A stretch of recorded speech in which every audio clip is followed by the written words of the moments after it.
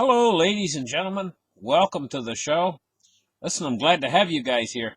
Today is Tuesday, the 10th of March, 2020. Thank you for tuning in. Let's get started. Let's open up the charts right here and take a look at what's going on. Now, the first thing I want to talk about is China, and I want to talk about the United States, and I want to talk about what the primary movers of this market is. You know, we saw the big 2,000 point drop yesterday that I was predicting. Now, it's not necessarily written in stone that we're going to have the second 2,000 point drop. It's dependent upon the United States' ability to contain this virus. China, we've seen what China can do. We've seen what China can do, you know. Can the United States pull it off, you know? This is the thing, and it requires very aggressive contact tracing and quarantine measures like they did in China, you know. And it's up in the air right now. China got seeded with this virus in around Wuhan, just like the United States now is seeded with the virus. We saw what the Chinese can do. Now we got to see what can America do. Can America pull it off, you know? And so this is the primary mover of the market. Now there's a secondary mover in the market right now, and that's the oil patch. That's the oil. That's what's going on with the oil. That's the secondary mover of the markets right now. So we got two movers of the markets. We got a primary mover, which is this virus.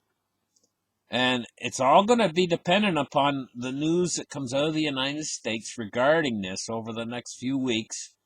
When we see what happens, it's not written in stone that the market's going to continue to fall. If we can become victorious, then we'll see these markets go up, you know.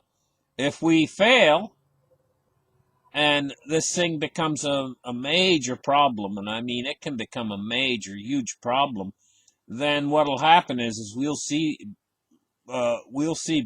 big falls in the market again. It could become really a problem for the Fed, you know, if the market goes down too low, because the market is kind of like the barometer for the economy, you know. This is what they use it for. Now, it shouldn't be such a barometer. I mean, it shouldn't be the big overall overwhelming thing what the market's doing, especially the Dow Jones, but it is. It is. And so that big 2,000 point drop we just had, that shook everybody up. Really, that shook everybody up. Okay, let's move on. Let's take a look now at the price of silver today. 16.88. It's down 11 cents. How come I keep always saying down, down, down, you know, when it comes to things like silver and gold? This should be up, up, up. But we're seeing a silver price down 11 cents, 16.88. Let's take a look at gold today. 16.51. It's down $27, which is a fair, substantial drop in the price of gold. So we're down $27.80, 16.51.80 right now for gold. Now let's get on and take a look at cryptocurrency today and see what it's doing. Cryptocurrency has been getting quite a brutal beating lately, the last number of days. You know, before this virus came along, cryptocurrency was getting ready to go back into a bull run. It was all set up.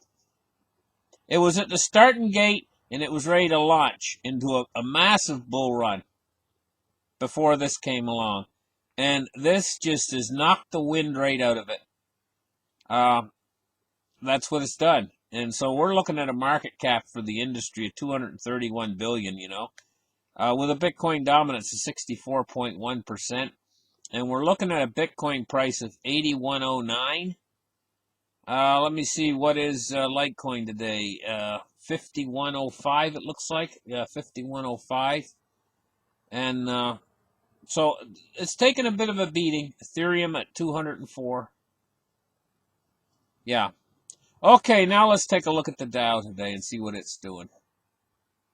It's up 671 points right now, 24,522. Okay, so that's what the Dow's doing, 24,522. It's up a little bit, back up a little bit today. Well, that was such a big drop yesterday. I expected a little bit of a bounce today, you know. That was a huge drop. That was one of the biggest drops. Monster. Let's take a look now at oil. 33.51. I need to clean these glasses. It's up a little bit. It's up $2.36, 7.65% up today on crude oil. We're going to actually see in the next, I would say probably during the next week, you're going to see a drop in the price at the pump. Maybe 2 weeks. It might take 2 weeks for it to filter through. And then you'll see a little drop at the price of the pump, which that'll be nice, you know, to see the gas price drop a little bit. It's always nice at the beginning of summer to see gas drop a little bit in price so that you can travel places and things. But this virus is kind of like a black looming cloud hanging over our heads. You know, if you want to go out and party in the summertime, but there's this giant black cloud hanging out there, you know? And it'll be nice to see when this virus is gone, you know, and the sun comes back out again. But it's one of those clouds. Have you ever seen a summer where there's just that one cloud out there, and the darn thing just sits there all day long, and it doesn't leave? That's what this virus is like right now. It's a party pooper. Let's take a look now at U.S. Treasuries. And we're seeing the Treasuries bounce a little bit. Actually bouncing quite a bit, 17 basis points on the 30-year.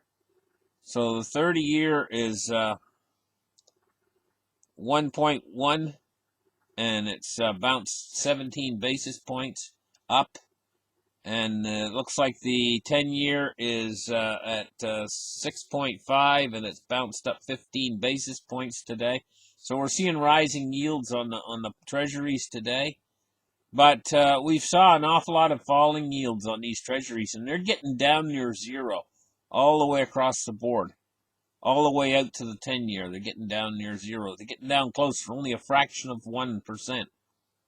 So we're getting down near zero interest rates all the way across all the U.S. treasuries today. Let's take a look at the dollar index today, 95.79 on the U.S. dollar index. And the dollar's going along sideways today, by the way, you know. So really, what we're waiting to see right now is how the United States handles this virus, whether they can get it under control or not. It's not completely out of the question that they can get it under control because China did it, and South Korea is starting to do it, starting to get it under control, you know. Italy is really trying. Italy is locking down the entire country to try to get it under control. And the way I see it is like this. This virus moves extremely swiftly. That can be an advantage to the virus, like the fact that it can run so fast. It can run like a cheetah.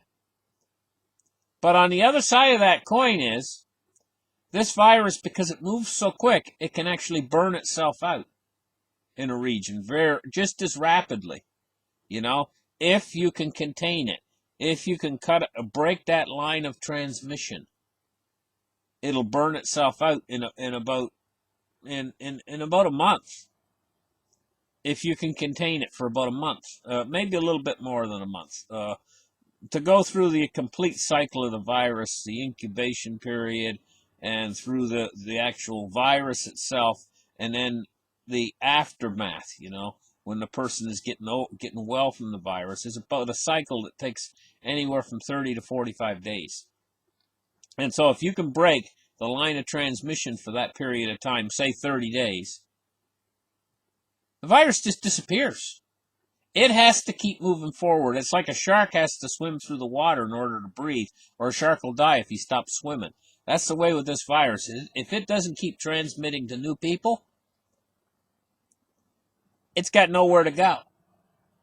You know, it has to keep moving. And so that's the thing. In China, they've broken that line of transmission, and now the virus is disappearing rather rapidly. If the United States can break that line of transmission, and it's not impossible, you know, but the United States is a totally different country than China. It's the way things work in the United States is totally different. The way people respond to government is totally different. It's a totally different animal compared to China. China, they got a totalitarian type government who puts out an order, and the people know they better obey. In the United States, it's different. I mean, it's just a different situation entirely. The people are different. It's on the opposite side of the world, for crying out loud. Of course it's going to be different, but we're going to have to wait and see what they can do.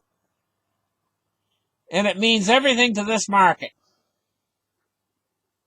What happens in the next month or two means everything to this market. Because if they can't contain it, if it starts spreading wide across the United States and causing huge problems, like in the hospital systems and nursing homes and everything else, it'll crash this market right down to the floor, and, it's everywhere on earth, too. I mean, every country is fighting this. This is a common enemy for mankind. And, mankind should take a look and say, hey, you know what? We need to come together. Instead of, in the early structure of a civilization, when a world is just getting started, and they go through that infancy period where they each claim land and plant their flag, and they all fight against one another, and have these wars and everything else. We've been through that. That's the infancy of a planet, And now what's happening is we're moving into the teenage years, which the teenage years can be very dangerous. A teenager is maturing. The world has to mature as well, And the thing is if we can't get through this phase without blowing each other up and everything else, if we can't cooperate, we need to learn to cooperate. And first off, this virus is a common enemy, and we should learn how to cooperate as a one world against, and as realize that the human family is one family. It's not just a bunch of people that can fight against one another here and fight against one another there. We need to cooperate to get rid of this virus, and then cooperate as trying to make the world a better place. You know what I mean? And we need to do it for the sake of the kids. And because this next generation, they observe everything that we do, And are we going to set a good example for them or a bad example? Are we going to fight over and squabble over every little thing, Or are we going to start to cooperate together and work toward peace in the world, Okay, listen. Thank you guys for listening to this report. Like and subscribe. Give me a thumbs up, and we'll catch you guys on the next show. Bye-bye.